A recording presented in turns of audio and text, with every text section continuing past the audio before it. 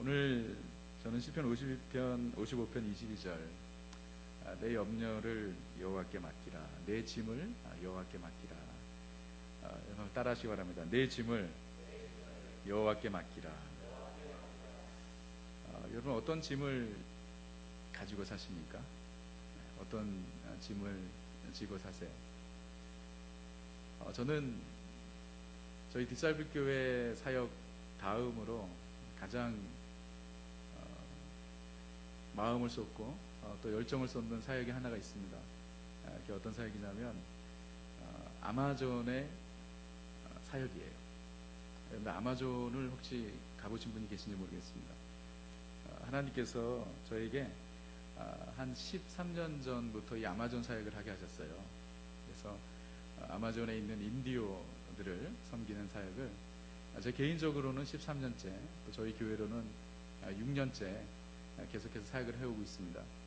올해도 지난 7월 말에 브라질 월드컵이 끝나자마자 이제 그 아마존 선교를 다녀왔어요. 그런데 아마존 선교에 있어서 제일 힘든 게 뭔지 아세요? 벌레? 벌레들 진짜 많습니다. 더위도 정말 힘들어요. 벌레도 힘들고 더위도 힘들지만 아마 여러분들이 상상을 못할 겁니다. 뭐가 가장 힘든 일인지. 사역 중에 저희가 이제 선교를 계속해서 가면서 정말 이거 보통 힘든 일이 아니다라는 생각 드는 게 뭐였냐면 짐을 옮기는 사역이에요. 여러분들이 아시는지 모르겠지만 아마존에는 아무것도 없습니다. 그리고 인디오들은 인디오 보호지역이라 그래가지고 보통 사람들이 잘 들어가지 못해요. 그리고 그 정부에서 그 거벌맨에서 이렇게 뭐 약도 주고 옷도 주고 이렇게 이야기한다고 하지만 주는 게 없어요. 그래서 옷도 없고 약도 없고 하여튼 뭐든지 가져가면 다 필요합니다. 그래서 우리 선교사님 선교관에는 창고가 하나 있어요. 그 창고에는 이제 그 브라질 전역에서 보내주는 선교 물품들, 그리고 저희가 가져가는 선교 물품들이 이렇게 모아두는 창고가 있습니다. 그래서 제가 계속해서 사역을 하다 보니까 무슨 생각이 드냐면 이왕 그 아마존까지 비행기 타고 가는데 빈 가방으로 가서는 안 되겠다. 그래서 저희는 그 개인 가방은 다 자기 백팩으로 캐리언으로 가져가고 그 외에 이제 가방을 2개씩 가져갈 수 있거든요. 거기에는 그냥 뭐 있는 거 없는 거 다 넣어가지고 뭐 옷부터 해가지고 휴지까지 가져갑니다. 그래서 요번에 저희가 20명이 왔는데 각자 개인 가방 외에 그 사역 우리가 선교 물품 가방이 37개였어요. 37개. 이민 가방. 20명이 가니까 40개 가져갈 수 있잖아요. 그래서 37개를 채워서 갔는데 여러분 가져가는 것이 이게 보통 힘든 일이 아니에요. 저희가 여기서 LAX에서 그 마나우스가 이제 아마존 수도인데 거기까지 가는 것이 끝이 아니에요. 마나우스 수도에서 이제 그 선교지까지 들어가는 길이 이게 이제 보통 힘든 길이 아닙니다. 그래서 마나우스에서 내려가지고 비행기 도착한 이후에 이제 우리가 그 입국을 하죠. 그러고 난 다음에 저희가 그 버스를 탑니다. 그러면 이제 그 짐들을 다 버스에 옮겨야 돼요. 버스를 타고 하룻밤 지내고 난 다음에 강가에 가서 배를 탑니다. 배를 타면 어떻게 해야 될까요? 그 짐을 버스에서 배로 다 옮겨야 돼요. 배를 타고 아마존 강을 건너갑니다. 그러면 이제 또 육지가 나와요. 그러면 거기서 좀 더 작은 버스가 우리를 기다리고 있습니다. 어떻게 해야 될까요? 짐을 더 옮겨야 돼요. 그 37개 짐을 다 옮기고 버스를 타고 한 1시간 반 정도 들어가면 또 강이 나옵니다. 강이 나오면 뭘 타야 되죠? 배를 타야 됩니다. 배를 타면 뭘 해야 되죠? 짐을 옮겨야 돼요. 또 옮깁니다. 그래서 아웃다지스라는 강을 이제 1시간 반 정도 가고 난 다음에 선교센터가 있는 아웃다지스 마을에 도착하게 되는데, 그럼 거기서 배에서 그 짐을 내려서 우리가 트럭에다가 짐을 싣고 선교관까지 갑니다. 선교관에 도착을 해서 트럭에서 짐을 다 빼다가 선교관, 우리 선교사님 그 선교관에 뭐가 있다고요? 창고가 있어요. 거기까지 옮겨 놓는 게 사역이에요. 여러분 생각해 보셨어요? LAX에서 마나우스에서 강에서 또 버스에서 또 배에서 또 트럭, 이 옮기는 게 보통 있는 일이 아니에요. 그래가지고 저희가 선교센터에 도착해가지고 짐을 다 이제 37개 짐을 다 풀잖아요. 사역 다 끝난 것 같아요. 얼마나 홀가분한지 모릅니다. 그 짐을 지고 그까지 가는 게 얼마나 힘든지 몰라요. 여러분, 그런데 사역을 다 하고 돌아올 때 되면은요, 또 얼마나 좋은지 몰라요. 짐이 없어요. 각자 자기 백팩만 가져간다 그랬죠? 그리고 백팩도 가져갔는데 가져갈 때는 자기 백팩 꽉 차서 가져가지만 이제 마지막 날 선교를 마무리할 때 선교사님께서 항상 그런 멘트를 하십니다. 선교팀에게, 여러분, 여기는 모든 게 다 필요하니까 미국에서 살 수 있는 것들은 여기 다 놔두고 갔어요. 그러면 또 선교 가가지고 은혜 받은 사람들이 놔두고 올까요? 안 놔두고 올까요? 있는 대로 다 놔두고 옵니다. 그래가지고 거의 올 때 되면 빈 가방으로 와요. 그래서 얼마나 홀가분하게 오는지 몰라요. 그래서 제가 그걸 보면서, 야, 정말 여행을 하는 데 있어서 여러분, 무거운 짐을 지고 가는 것이 얼마나 고달픈 일인지 몰라요. 여러분, 여행할 때는 가볍게 가야 되지 않겠어요? 저도 정말 짐 많이 가진 거는 거 질색인데 어쩔 수 없이 성교기 때문에 그렇게 갑니다. 여러분, 우리 인생 여정도 마찬가지 아니겠어요? 주님께서 우리 가운데, 오늘 목사님 말씀하셨지만 언제 우리를 부르실지 모르지만 우리가 가는 이 길을 인생 여정이라 그러잖아요, 그렇죠? 근데 이 인생 여정을 가는 동안 우리가 정말 무거운 짐을 짊어지고 한 걸음 한 걸음 간다면 얼마나 고달프고 힘들겠어요. 그래서 오늘 우리 목사님께서 쉼이라는 주제를 주시면서 말씀을 나누려고 하셨을 때 제가 20편 55편 22절의 말씀을 기억을 한 거예요. 우리를 힘들게 하는 것이 무엇일까? 우리를 고달프게 하는 것이 무엇일까? 오늘도 우리의 인생을, 우리의 삶을, 우리의 마음을 짓누르는 것이 무엇일까? 인생의 짐들이죠. 여러분, 짐이 없는 사람들이 있나요? 어린아이는 어린아이대로, 청소년은 청소년대로, 어른은 어른대로 인생의 짐이 있는 거 아니에요? 여러분 중에 나는 인생의 짐이 하나도 없습니다라고 하시는 분들 계시면 나중에 저를 만나주시고 저를 좀 안수기도 해주시기 바랍니다. 제가 그런 분을 보지는 못했어요. 모두가 다 짐이 있습니다. 여러분들이 어떤 짐을 지고 사실까? 특별히 우리는 이민자들이잖아요, 그렇죠? 우리 미국에서 사는 이민자들로서 우리에게 어떤 짐이 있을까? 제가 이렇게 나름대로 생각해 보면서 대부분 이런 짐들로 요즘에 좀 고생을 하는 것 같다라고 생각이 됩니다. 첫째는 경제적인 짐이 있는 것 같아요. 특별히 오늘 이 자리에 모인 분들 거의 대부분 우리 형제님들인데, 가정을 경제적으로 이끌어가야 할 참 그런 책임들이 있죠. 특별히 우리가 살던 한국을 떠나 이렇게 이민을 온 것은 더 잘 살려고 온 거죠. 저는 1982년도에 이민을 왔습니다.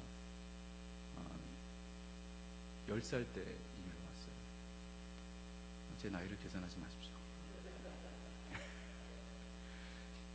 저는 이민을 82년도 초등학교 4학년을 마치고 왔는데요. 저는 브라질로 이민을 갔습니다. 저는 브라질 1.5세예요. 그래서 저는 브라질에 초등학교 4학년 때, 10살 때 브라질로 이민을 갔어요. 저희 부모님의 손을 잡고,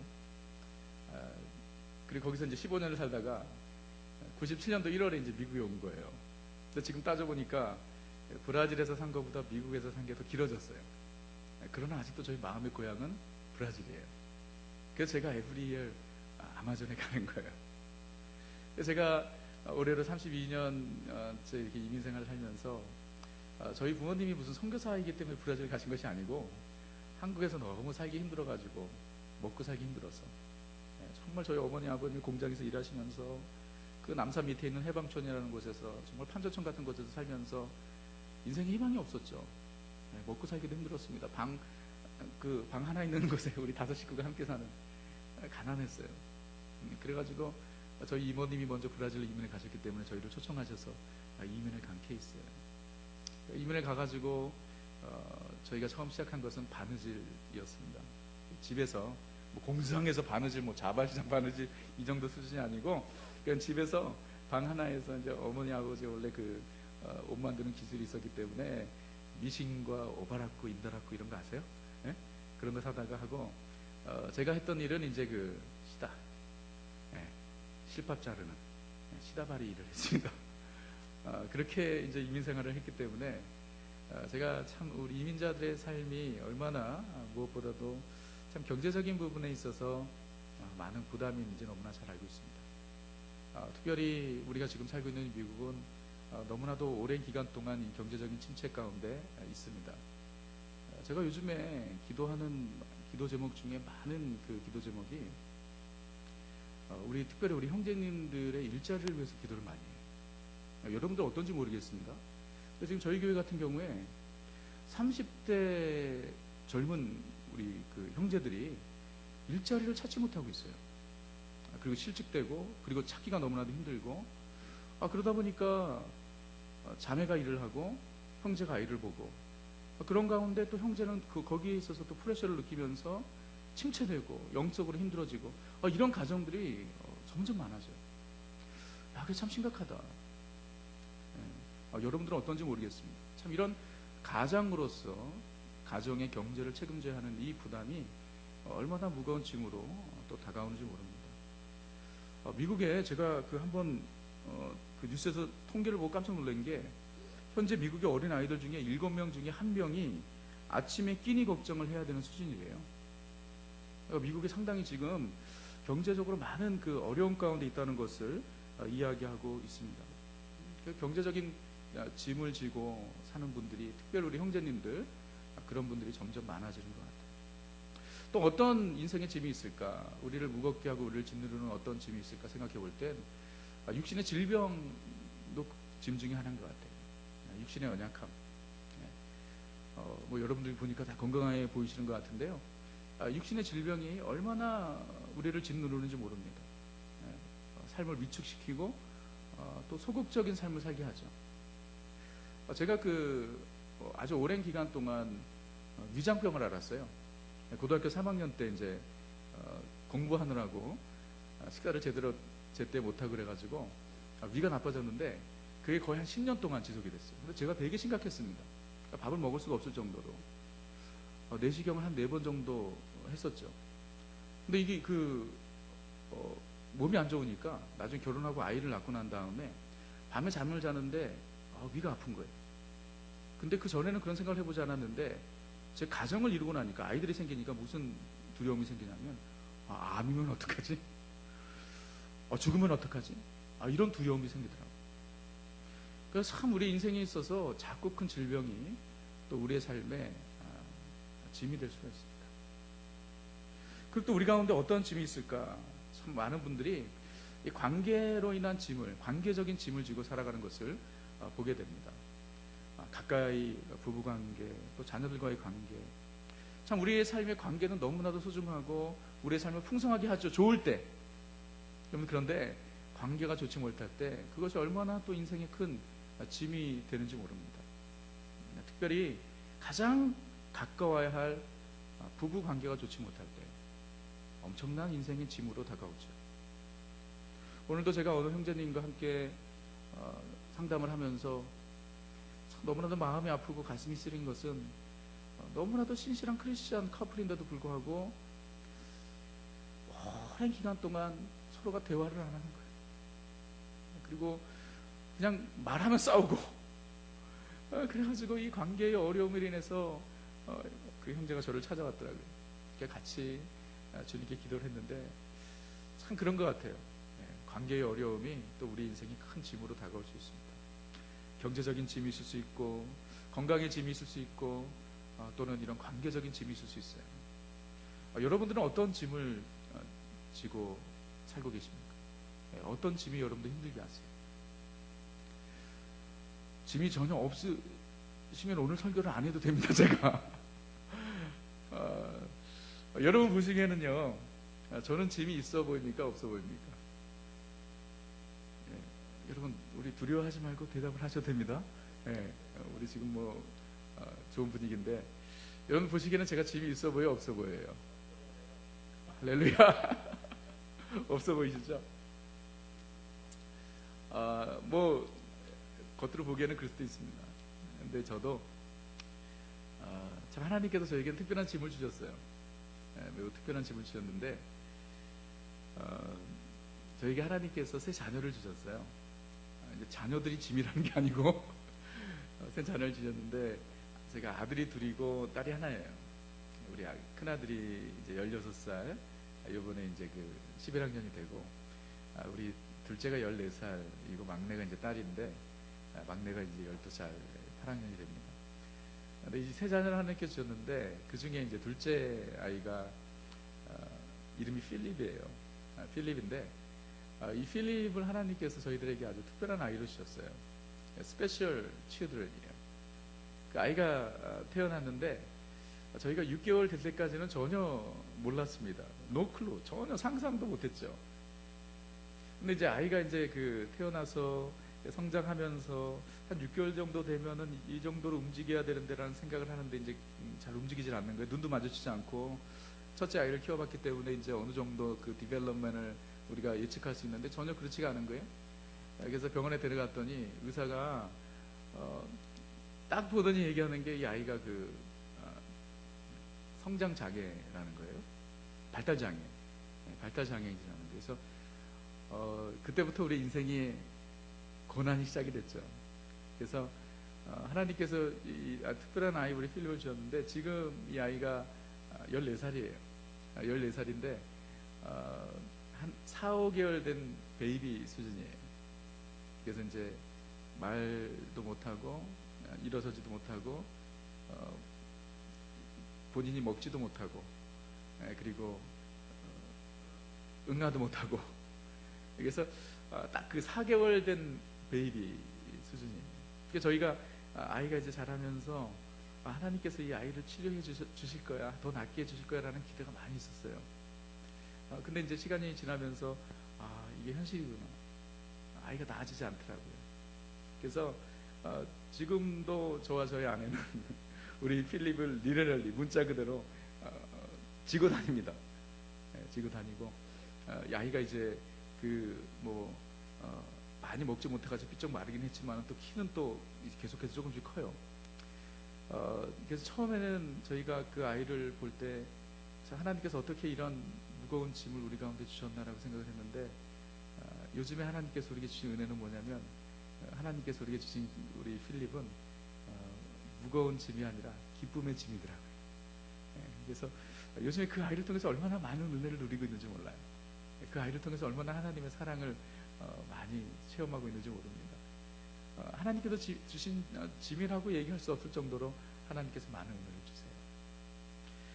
참 우리가 겉으로 보기에는요, 제가 여러분들의 개인적인 삶을 전혀 모르기 때문에 어떤 인생의 짐을 지고 가는지는 전혀 모르지만 우리 모두에게는 다 짐이 있습니다. 여러분들 분명한 것은 이 인생의 짐은요, 예수님을 잘 믿는 자들이든 그렇지 않은 자들이든 모두에게 있는 거예요.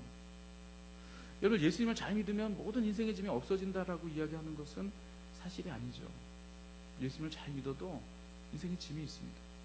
그렇죠? 모두에게 있는 거예요.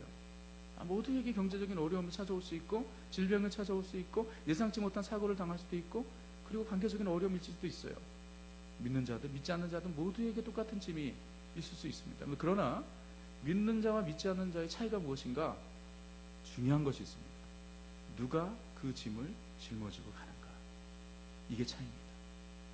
하나님을 믿고 우리를 사랑하시고 지금도 우리의 삶을 주관하시는 신실하신 하나님을 믿는 우리들은요, 짐을 지고 있지만 우리가 이 짐을 언제든지 맡길 수 있는 하나님 아버지가 계시는 줄 믿으시기 바랍니다. 짐은 모두에게 있어요.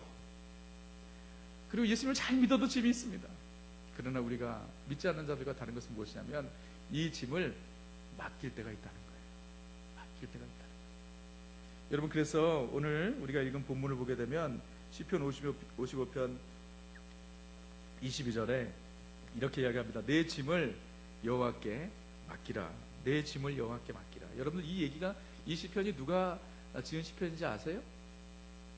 다윗입니다.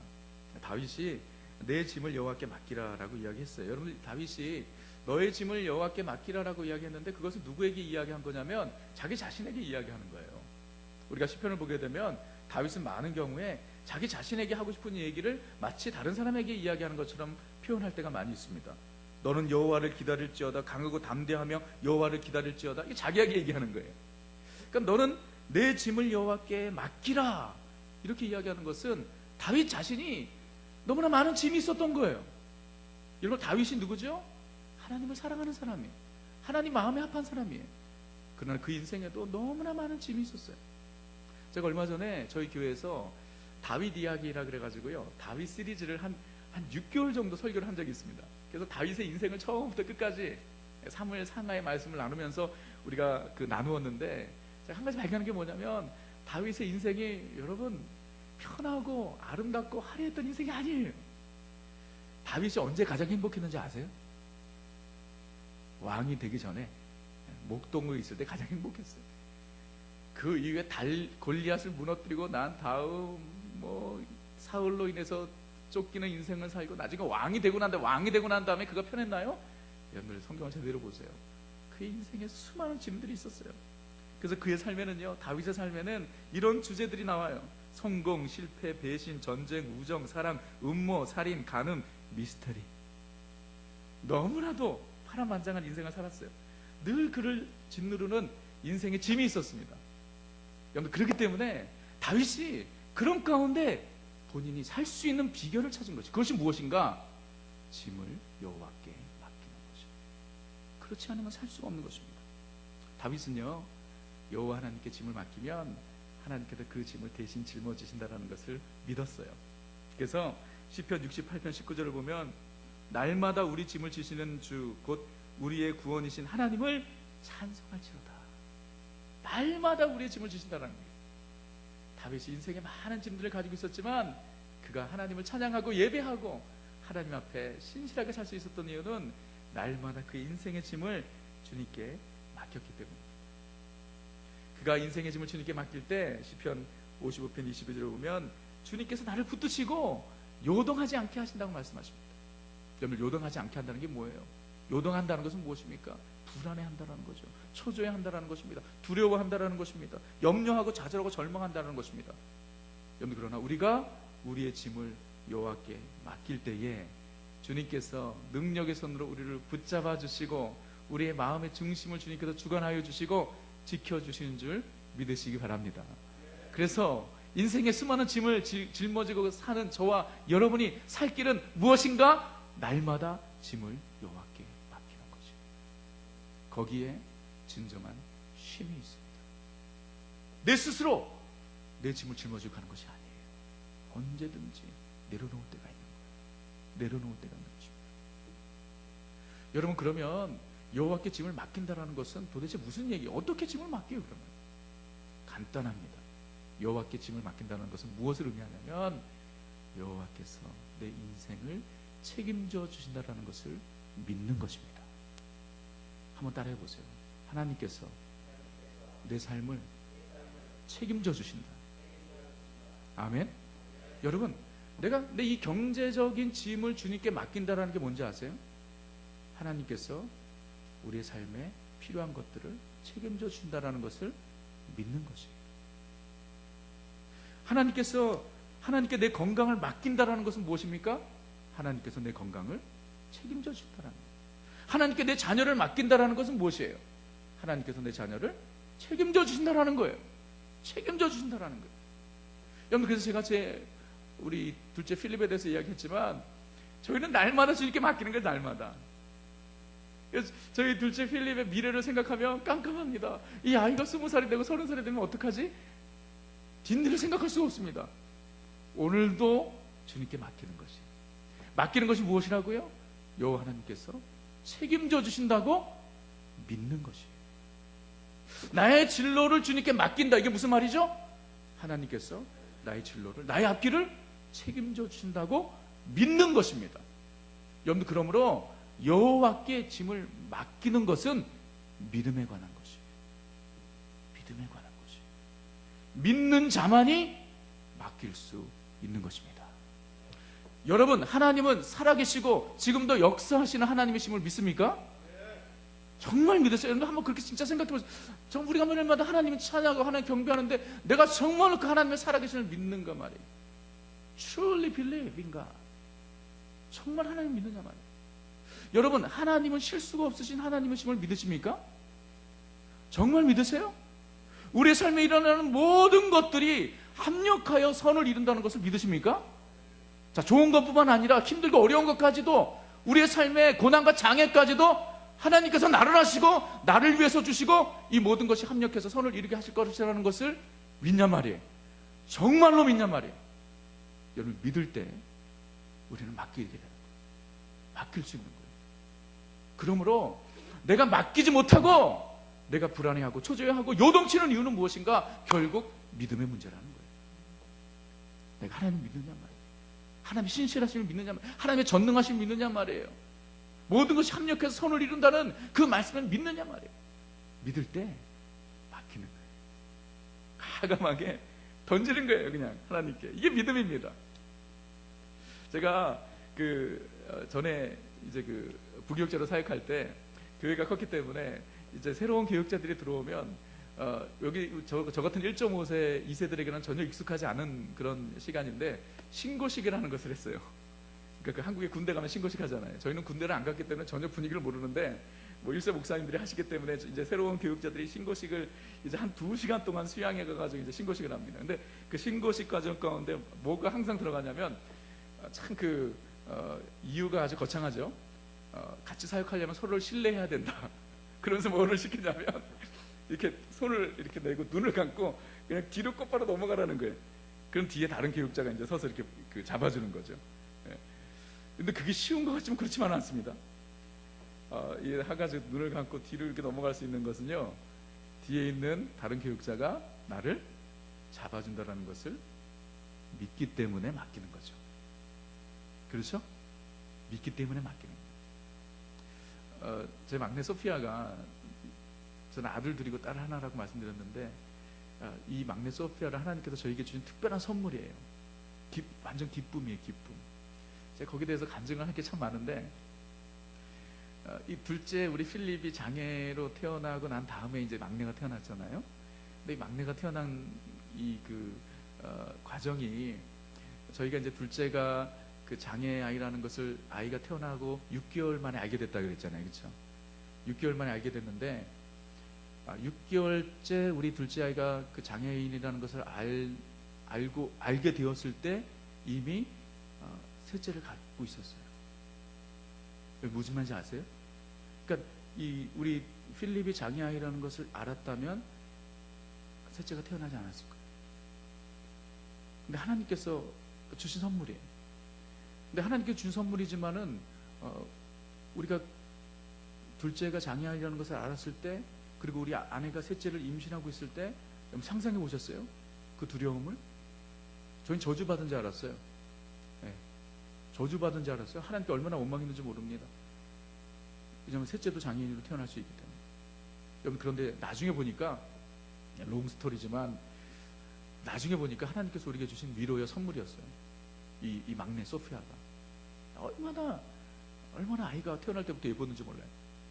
지금도 너무, 제가 사실 딸 키우는 재물로 삽니다. 근데 요즘에 그 딸이 사춘기가 돼가지고요, 문을 꽉 닫고 스마트폰만 하고 앉아있어요. 그래서 얼마나 슬픈지 몰라요. 근데 우리 소피아가 어릴 때 참 제가 너무너무 우리 소피아랑 함께 이렇게 많이 플레이를 했는데, 그 중에 제가 참 하면서 갑자기 하나님께 주신 은혜가 있었던 시간이 있어요. 우리 아이가 한 2살 정도 됐을 때, 아마 여러분들도 아빠들도 다 해봤을 거예요. 아이가 이제 조금씩 걸어다니기 시작하고 막 그러면은요, 막 계단에서 뛰어내려요. 계단에서, 우리가 아파트에서 살았기 때문에 계단이 있어요. 계단에서 이제 뛰어내립니다. 첫 번째 계단에서 뛰어내리면 이제 아빠가 잡아주죠. 두 번째 계단에서 뛰어내리면 또 아빠가 잡아줘요. 근데 아이가 막 3번째 계단까지 올라가고 4번째 계단에 5번째 계단까지 올라가지고 I'm flying 하고 뜁니다.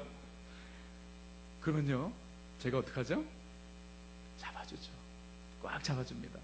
여러분, 제 딸이 그렇게 5번째, 6번째 계단에서도 전적으로 자기 자신을 맡길 수 있었던 것은 무엇이 있었기 때문이죠?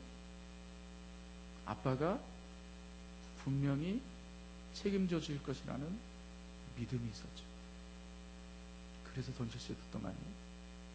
여러분, 잘 생각해 보니까 우리 많은 성도님들이 하나님 믿는다고 하고 예배드리고 심지어 제자훈련을 받으면서도 짐을 맡기질 않아.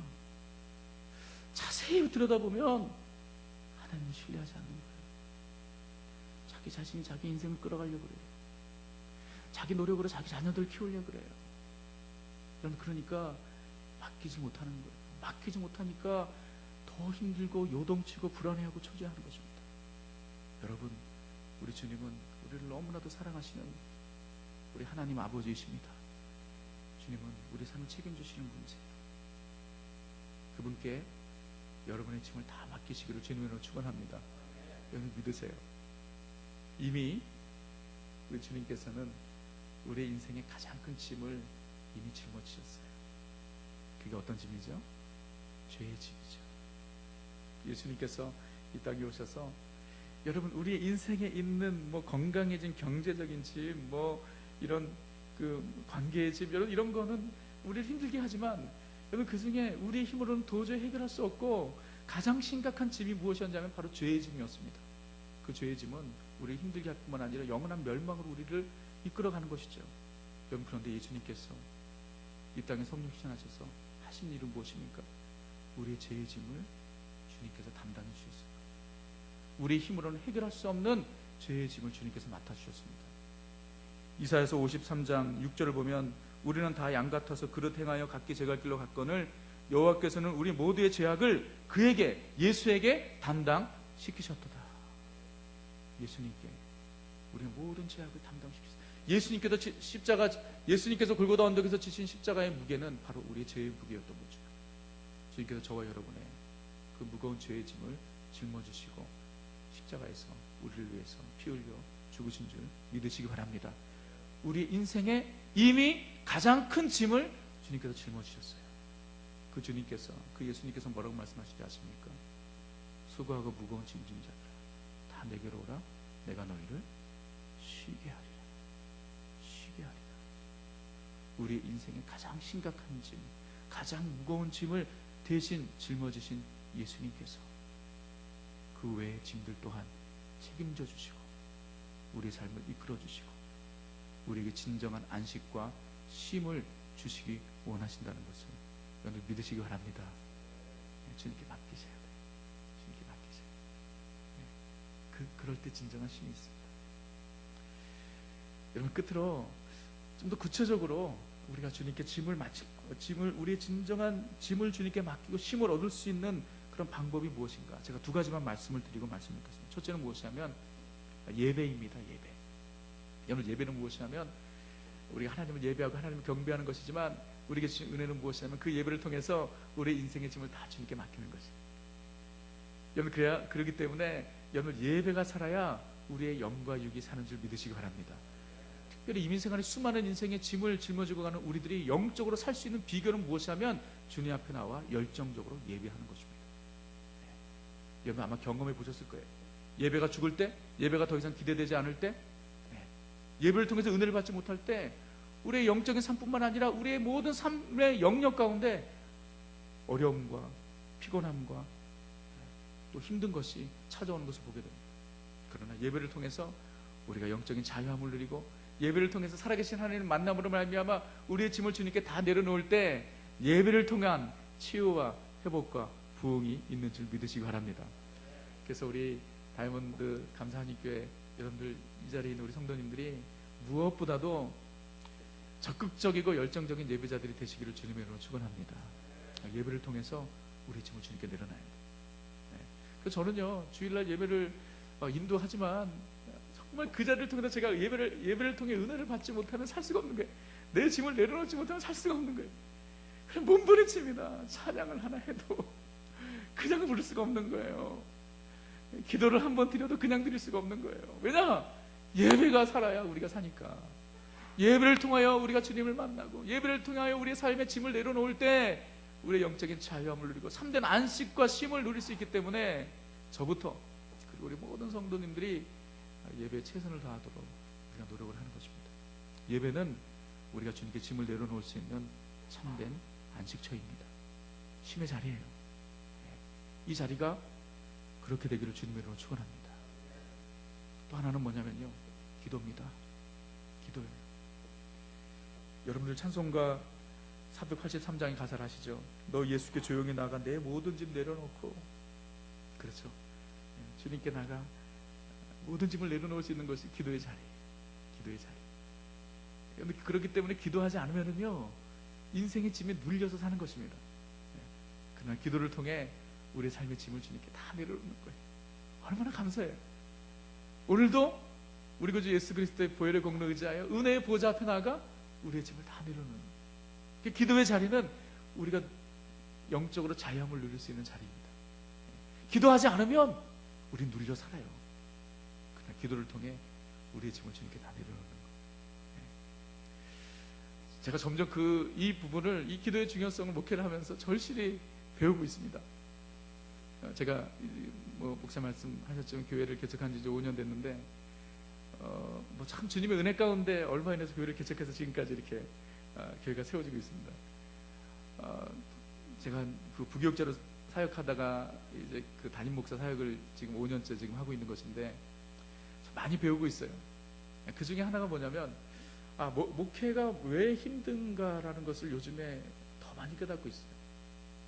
그게 장소가 없어서 또 사역이 많아서 경제적으로 어려워서 이런 힘든 것이 아니고요.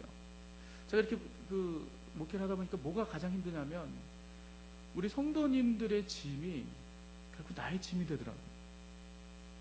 그러니까 요즘에 제가 아까도 잠깐 말씀드렸지만 우리 지체들 가운데 정말 경제적인 어려움을 겪으면서 직장을 잡지 못해서 힘들어하는 지체들의 그 짐이 나의 짐이, 참 사랑하는 지체들 가운데 부부관계 때문에 어려워서 힘들어하는 그런 지체들의 짐이 저의 짐이 되더라고요.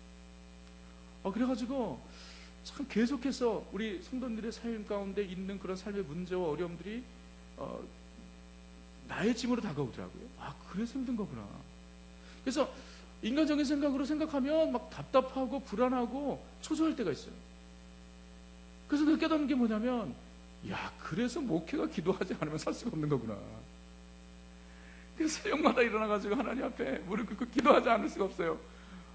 그 기도를 통해서 주님 앞에 짐을 내려놓지 않으면 내 인생의 개인적인 짐도 있지만 우리 사랑하는 성도님들의 그 수많은 짐들이 그건 나의 짐이 되기 때문에 그 짐을 주님께 내려놓지 않으면 살 수 없구나 라는 것을 절실히 깨닫고 있습니다.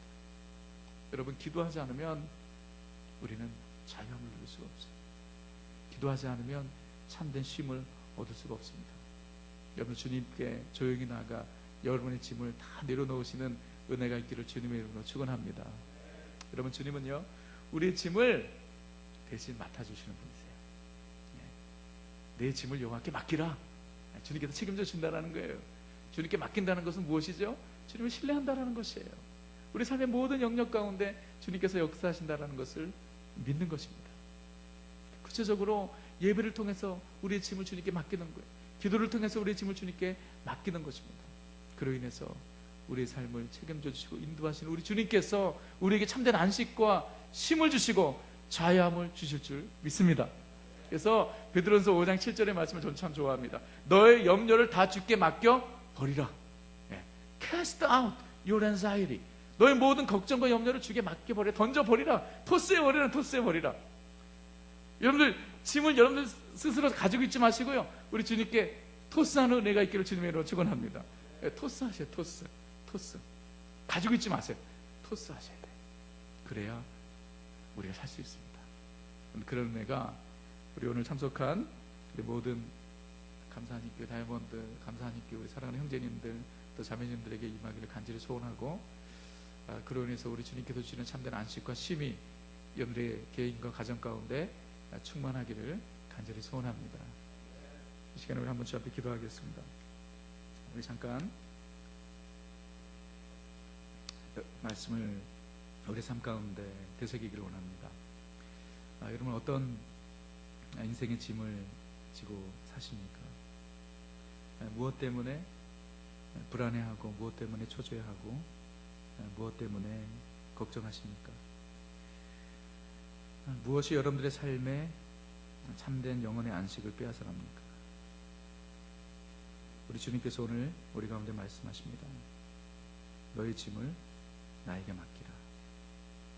다 맡기라고 말씀하세요. 여러분, 다 맡기는 거예요.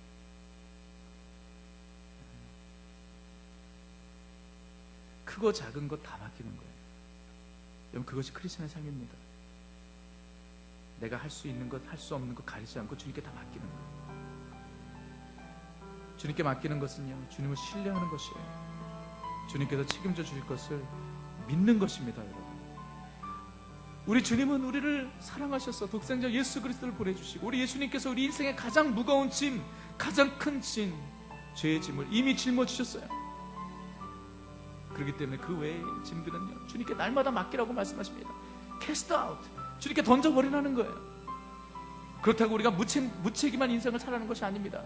우리 삶의 현장에서 열심히 최선을 다해야 합니다. 그러나 우리의 마음의 중심에 주님께 향한 믿음은, 주님을 신뢰하는 믿음은 절대로 흔들림이 없어야 합니다. 주님께서 나를 책임지시는 거예요. 주님께서 우리 자녀들을 책임져 주시는 것입니다. 주님께서 우리 가정을 책임져 주시는 거예요. 주님께서 우리 교회를 책임져 주시는 것입니다. 여러분, 때로는 사역이 짐이 될 수가 있습니다. 그러나 그것까지도 주님께 맡기는 거예요. 교회가 나의 것이 아니라 주님의 것이지 않습니까? 여러분, 그럴 때 진정한 자유함과 안식과 쉼이 우리 가운데 있는 거예요. 주님께서 말씀하십니다. 수고하고 무거운 짐진 자들아 다 내게로 오라, 내가 너희를 쉬게 하리라. 우리를 초대하셨어요. 왜 우리 혼자 무거운 이빈 가방을 지고 살고 있겠어요? 주님께서 맡기라고 말씀하시는 거예요. 주님께 던지셔야 합니다. 맡기셔야 합니다. 주님을 신뢰함으로 주님께 여러분들의 짐을 드리시는 귀한 은혜가 있기를 간절히 소원합니다. 여러분들 시간을 잠시 주님 앞에, 한번 주님 앞에 조용히 고백하며 기도하기를 원합니다. 주님,